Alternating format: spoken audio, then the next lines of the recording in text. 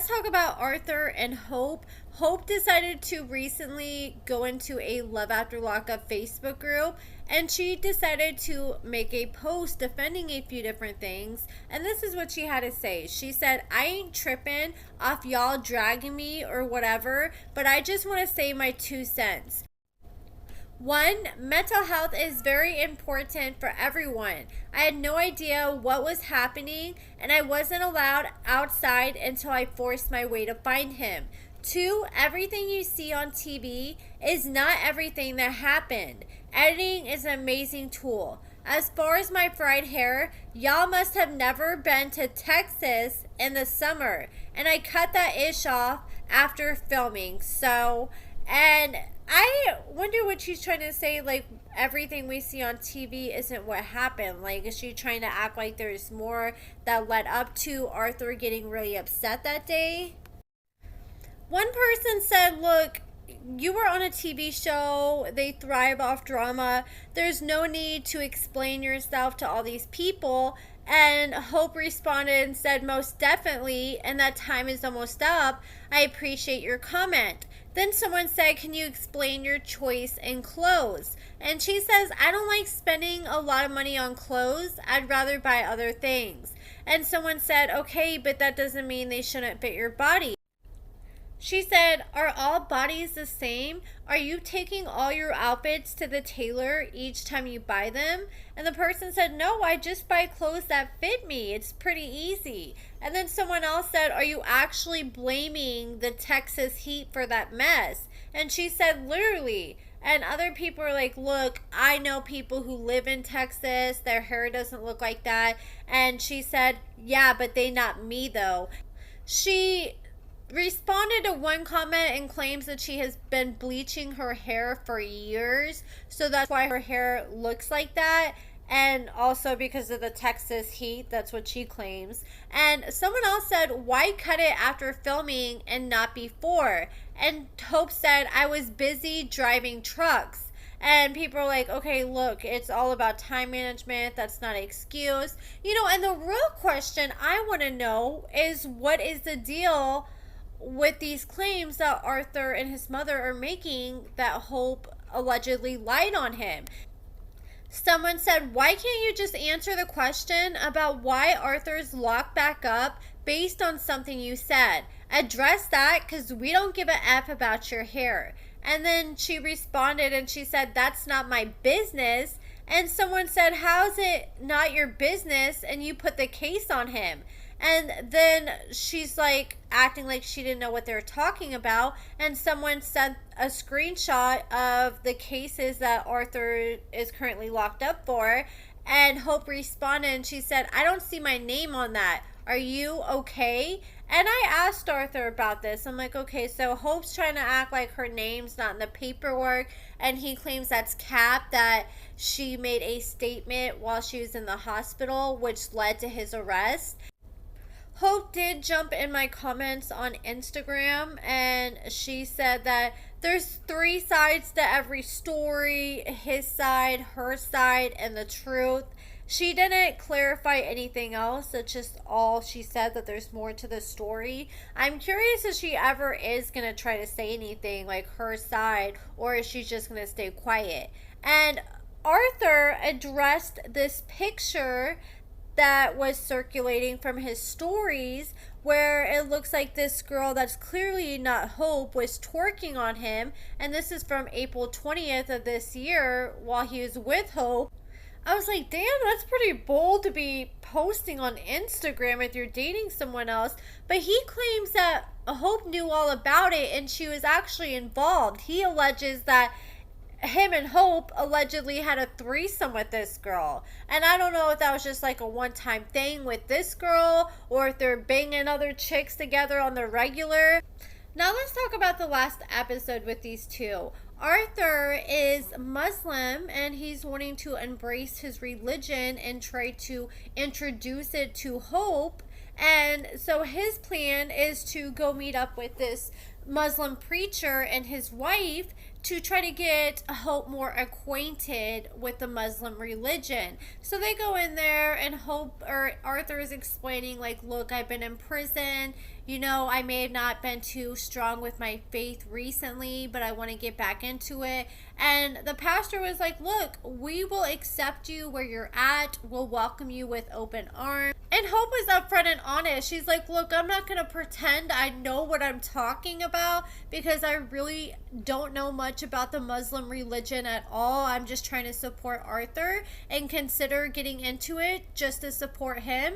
And I mean, she's open to it because she hasn't had the best experience in the Christian church, because she claims when she was 11 years old, she was SA'd, taken advantage of sexually by a family friend that was a member of the church. Which, that's just incredibly sad, because that's a place that you should be able to be comfortable and vulnerable without worrying about someone taking advantage of you.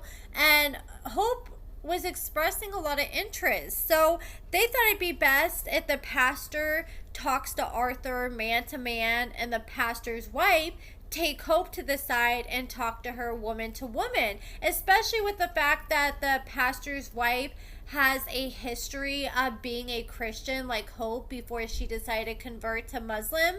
So they go and they sit down, and Hope's asking questions like, how would this work out with how I dress? And she also wanted to know how a normal Muslim married couple operate. She's like, well, I'm paying all the bills right now, and once we get married, how would that work? And the pastor's wife was like, oh, no. You should not be allowing that to happen. A real Muslim man should be willing to step up and be a full provider of the household. It's your job just to stay home and take care of the home and do your wife duties. And he's supposed to be the breadwinner. And Hope was like, yeah, that is not what we have going on. Hope is starting to get impatient with the fact that Arthur has not got a job yet. And Arthur claims he's been trying. He claims he's put in over 100 different applications. I can't remember how long he said it took him to do 100 applications. I think he said like 100 applications in a day or something like that. And with him, with his face tats and him being a felon, it's a lot harder for him to get a job compared to a normal person. And that's just one thing that Hope has to be understanding with. I mean, if that was her, I wouldn't be waiting 6 months, but you can't expect it to happen in 6 days either. And she wants to really get on him about getting a job now, because she is expecting a proposal pronto. So she decides that she wants to go out and take Arthur on a little date night, and she took him to go figure out how to use a sewing machine, because she spent this money on a sewing machine and it's just been sitting in her living room because he has no idea how to use it. So she's like, okay, I'm gonna go do this class with him. We'll figure out how to sew clothes, and this can hopefully kickstart him on his career and making things. And that's one thing I'll give Hope credit for over and over again, is at least giving him the space and opportunities to chase his dream. They're not even 1 minute into their date night making this bag before Hope has to kill the vibe and ask the hard questions up front. Arthur's sitting there making a bag, and she's like, oh my gosh, you can make all this stuff now, like a wedding dress for me. And he's like, what? And she's like, yeah, aren't you ready to marry me? You always talked about marrying me in prison. And she's like, and I feel like I deserve a proposal. She told Arthur about the pastor's wife telling her that Arthur needs to be the provider. And he's like, yeah, as soon as I get the chance, it's going to be like that. The roles are going to reverse. And he claims that he's embarrassed to say that his girl is currently taking care of him. And then he told Hope that he doesn't need to propose to her because he already has. And Hope was like, when?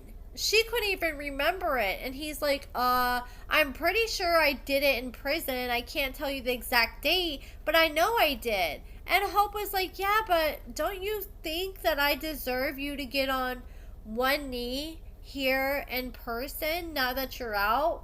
And Arthur was like, yeah, but that's not going to happen right now.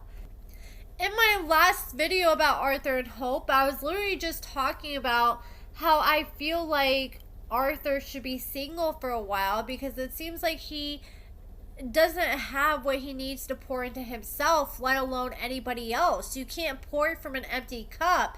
And he said some pretty insightful stuff this episode. When Hope was bringing up, like, why can't you just propose to me? He said, why would I try to give you myself when I'm not whole? And that was very insightful. And I think that Hope needs to take a step back and really understand what he's trying to say to her, that he needs to work on himself more. And kudos to him for being honest and open with her about that, because so many men would just go the easy route and, you know, try to give themselves away even though they know they can't give their partner what they deserve.